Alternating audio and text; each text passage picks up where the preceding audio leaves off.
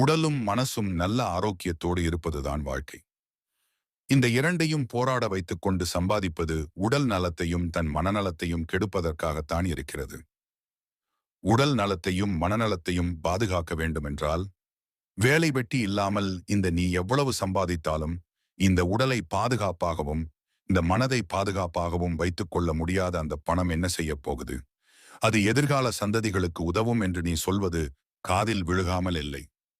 எதிர்கால சந்ததிகள் என்பதும் மனிதர்கள்தானே.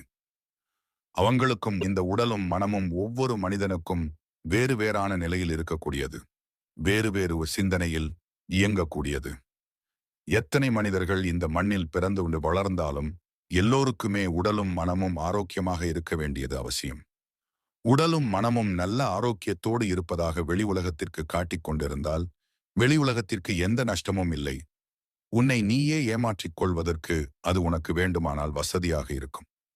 வாழ்க்கை என்பது துவண்டு போய் கசந்து போய் வாழ்வதற்கு அல்ல.